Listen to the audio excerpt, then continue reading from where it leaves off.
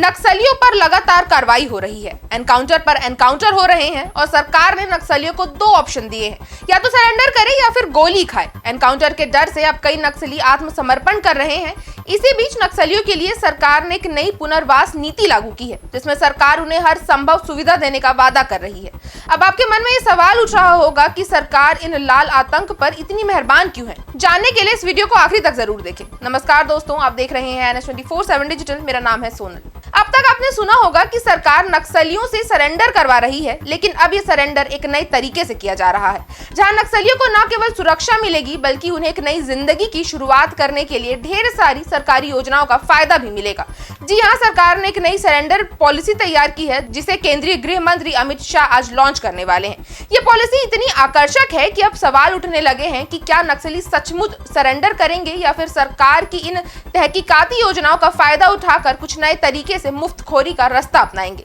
31 मार्च 2026 तक नक्सल मुक्त करने का सरकार का बड़ा लक्ष्य है। इसके लिए दो रास्ते हैं, सरेंडर करो या गोली खाओ। हाँ, आपने सही सुना, गोली तो है ही, लेकिन सरकार का पूरा फोकस अब सरेंडर पर है। यही वजह है कि अब नक्सलियों के लिए आत्मसमर्पण की राह को आसान और लाभकारी बना दिया गया है। और ये तो अभी शुरुआत है, क्योंकि अब नक्सली न सिर्फ सरेंडर करेंगे बल्कि साथ में लखपति भी बन जाएंगे।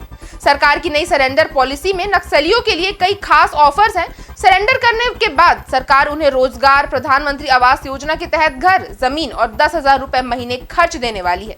अगर कोई नक्सली बड़ा इनामी है तो उसे सरकारी नौकरी भी मिल सकती है, और अगर नौकरी नहीं मिली तो सरकार उसे 15 लाख रुपए तक देगी। और तो और, अगर कोई पोलित ब्यूरो या केंद्रीय कमेटी का सदस्य सरेंडर करता है तो उसे 1 करोड़ रुपए तक मिल सकते हैं। सिर्फ यही नहीं, सरेंडर करने वाले नक्सलियों के बच्चों को शिक्षा भी मुफ्त में दी जाएगी और उनके ऊपर जो भी इनाम होगा वो राशि भी उन्हें दी जाएगी। साथ ही उनका हथियार और बारूद जो भी बरामद होगा उसकी कीमत भी उन्हें मिलेगी। गृह मंत्री शाह के छत्तीसगढ़ दौरे से ये साफ हो जाएगा कि ये पॉलिसी कितनी कारगर साबित होगी।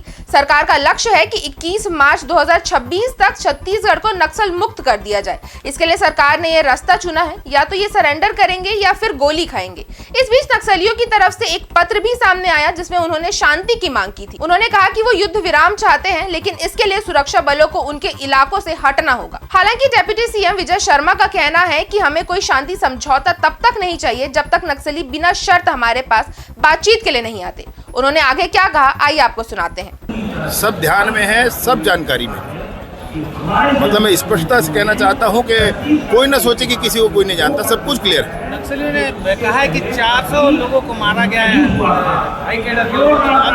इस पे आकलन लगाया जा रहा है कि जो बचे हुए नक्सली वो आत्मसमर्पण करेंगे या उनका भी खात्मा होगा। जिन्होंने सरकार के समक्ष आत्मसमर्पण किया है, किसी एक को भी जेल नहीं भेजा गया है, किसी एक को जेल नहीं भेजा गया है। आपके माध्यम से मैं ये बात पहुंचाना चाहता हूं आपकी तक। और अब भी आपराधिक प्रकरणों को तो छोड़ दो आप, मैं कह रहा हूं कि लाइव सेटल होते तक सरकार साथ खड़ी रहेगी, और बहुत स्पष्टता से कह रहा हूं। और इसलिए मेरा विनम्र निवेदन है उनसे भी कि इस तरह से गोलीबारी और लोगों की हत्या करने के सिवा बहुत स्पष्टता से सामने आए, चर्चा करें और पुनर्वास करें।